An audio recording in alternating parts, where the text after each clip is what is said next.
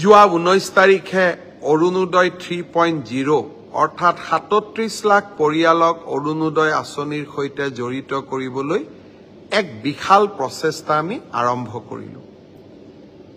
CM ট্ৰিপলে মুখ্যমন্ত্ৰীৰ আত্মনিৰ্ভৰ অসমৰো প্ৰথম 25,000 হিতাধিকাৰীক আমি নিৰ্বাচিত কৰিলো।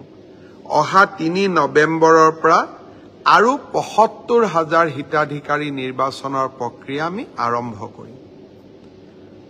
মোক আজি মই ঢেকিয়াজুলিলৈ যাওঁতে গাড়ীখন ৰখালে ঢেকিয়াজুলিলৈ যাওঁতে কেইগৰাকীমান ছাত্ৰীয়ে হাত দেখুৱাই মোৰ গাড়ীখন ৰখুৱালে আৰু মোক সুধিলে, মামা আমাৰ নিযুত মইনাৰ টকা কেতিয়া সোমাব? তেতিয়া উত্তৰ দিয়া নাছিলো, ভাবিছিলো গধূলি উত্তৰ দিম। নিযুত মইনা আঁচনিৰ ধন আমি 6 অক্টোবৰ তাৰিখে আপোনালোকক দিয়া আৰম্ভ কৰিম। তাৰ পিছত প্ৰতি মাহৰ 10 তাৰিখে এই নিযুত মইনা আঁচনিৰ ধন আপোনালোকে লাভ কৰি থাকিব। 6 অক্টোবৰলৈকে ভাগিনসকল সাজু হৈ যাওক নিযুত মইনা আঁচনিৰ ধন পাবলৈ। 29 তাৰিখৰ পৰীক্ষাৰ বাবেও সকলোকে আগতীয়াকৈ শুভেচ্ছা জনালো আৰু এডিআৰই পৰীক্ষাত আমি গ্ৰহণ কৰা বিভিন্ন ব্যৱস্থা OMR, এনসাৰ কিক প্ৰত্যাহ্বান জনাব পৰা সুবিধা, স্বচ্ছতাৰ দিশত গ্ৰহণ কৰা প্ৰতিবোৰ সুবিধা আপোনালোকে গ্ৰহণ কৰক, তাৰ বাবে মই আপোনালোকক পুনৰ এবাৰ আহ্বান জনালো। শেষত আকৌ এটা কথাৰে সামৰণি মাৰিছো। মহিলাক চেক কৰাটো, ফ্ৰিস্কিং কৰাটো আমি আপত্তি কৰিব নালাগে, কাৰণ বিভিন্ন বিমানবন্দৰৰ পৰা বিভিন্ন পৰীক্ষাত তেনেকৈ চেকিং কৰে। খালি চেকিং কৰোতে পুলিচে প্ৰাৰ্থীসকলক সৌজন্যতা দেখুৱাব লাগে, শ্ৰদ্ধাৰে সৈতে চেকিং কৰিব লাগে, আনজন ব্যক্তিক সন্মান জনাই চেকিং কৰিব লাগে।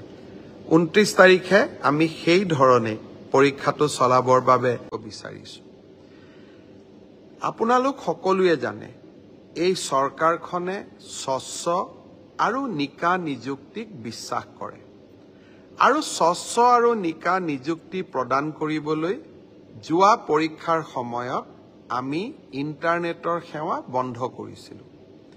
কংগ্ৰেছ দলে যথাৰীতি মোক সমালোচনা কৰিলে, কিন্তু আজি ঝাৰখণ্ডত কংগ্ৰেছ দলৰ চৰকাৰে তাতে আজি হোৱা এনেকুৱা ধৰণৰ ৰিক্ৰুটমেণ্ট পৰীক্ষাত ইণ্টাৰনেট বন্ধ কৰিবলৈ সিদ্ধান্ত লয়।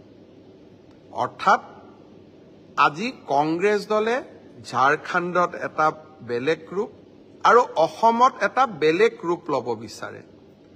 দৰাচলতে আমাৰ যিমানেই অসুবিধা নহওক কিয় নৱ প্ৰজন্মক এটা স্বচ্ছ পৰীক্ষা দিয়াটো আমাৰ সকলোৰে দায়িত্ব। বছৰত এটা দিনত 2 ঘণ্টা 3 ঘণ্টা সময় ইণ্টাৰনেট সেৱা বন্ধ থাকিও আমি যদি 11 লাখ পৰীক্ষাৰ্থীক আত্মবিশ্বাস দিব পাৰোঁ যে সমাজে আপোনালোকৰ কাৰণে চিন্তা কৰে, সমাজে এটা স্বচ্ছ পৰীক্ষাত বিশ্বাস কৰে, তাতকৈ আৰু ডাঙৰ কথা কি হ'ব পাৰে। মই কংগ্ৰেছ দলক আজিৰ দিনটোত আহ্বান জনাম যে ঝাৰখণ্ডত কংগ্ৰেছে লোৱা সিদ্ধান্তটোক আপোনালোকে অসমত বিৰোধিতা নকৰিব। সকলো ষ্টেটতে বেলেগ বেলেগ ৰূপ লোৱাটো উচিত নহয়।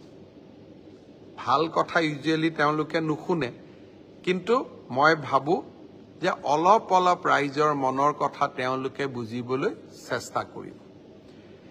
মই স্বচ্ছতাৰ কথা কৈছিলো, আজি মই স্বচ্ছতাক আৰু এখোপ আগুৱাই লৈ যাব খুজিছো।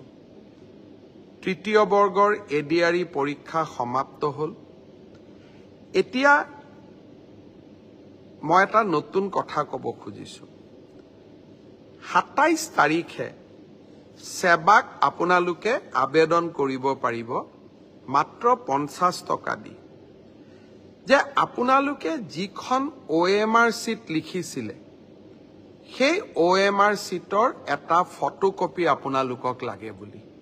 অৰ্থাৎ আপোনালোকে লিখি থৈ অহা OMR চিটখন 27 তাৰিখৰ পৰা সেবাৰ কাৰ্যালয়ত আবেদন কৰি সেবাই তাৰ ধুনীয়া বিজ্ঞাপন দিব কেনেকে এডভাৰটাইজ কেনেকে আবেদন কৰিব লাগে আপোনালোকে চেণ্টাৰত জমা দি থৈ অহা OMR সিটটো এইবাৰ আপোনালোকে 50 টকা জমা দি সেবাৰ পৰা লৈ আহিব পাৰিব ফটোকপিৰ খৰচ 50 টকা ঘৰত লৈ আহি OMR সিটটো এইবাৰ আপোনালোকে পৰীক্ষা কৰিব পাৰিব যে মই শুদ্ধ উত্তৰ দি আহিলো নে নাই শুদ্ধ উত্তৰটো কি 28 তাৰিখে আমি এনসাৰ কিটো সেবাৰ ওয়েবসাইটত আমি প্ৰকাশ কৰিম অৰ্থাৎ 27 তাৰিখৰ পৰা আপোনালোকে OMR সিটখন আবেদন কৰি সেবাৰ পৰা ল'ব পাৰিব 28 তাৰিখে সেবাৰ ওয়েবসাইটত এনসাৰ কি প্ৰত্যেকটো প্ৰশ্নৰ উত্তৰ কি হোৱা উচিত তাকো আপোনালোকে চাব পাৰিব অৰ্থাৎ ঘৰতে বহি মইনো কিমান নম্বৰ পালো OMR সিটখন হাতত উলিয়াই লওক এনসাৰ কি লগত মিলাই চাওক আৰু 100ৰ ভিতৰত 50ৰ ভিতৰত মই কিমান নম্বৰ পালো হেয়া ঘৰতে বহি মই হিসাব উলিয়াই ল'ব পাৰিম অৰ্থাৎ ৰিজাল্ট দিয়ালৈ অপেক্ষা কৰিবই নালাগে ভাৰতৰ কোনো প্ৰদেশতে এনেকুৱা সিদ্ধান্ত আগত গ্ৰহণ কৰা হোৱা নাছিল OMRৰ কপিও পাব আৰু এনসাৰ কিটো উপলব্ধ হ'ব এতিয়া আৰু এটা আমি স্বচ্ছতাক আৰু এখোজ আগুৱাই লৈ যাব খুজিছো এনসাৰ কিটো আপোনালোকে চালে চাই পেলাই মনত খুদুৱনি লাগিলে যে এইটো প্ৰশ্নৰ এইটোটো উত্তৰ নহয় উত্তৰটো বেলেগহে হ'ব লাগিছিল 500 টকা দি আপোনালোকে সেবাক জনাব পাৰিব যে আপোনালোকে প্ৰস্তুত কৰা উত্তৰটো ভুল হৈছে উত্তৰটো আসলতে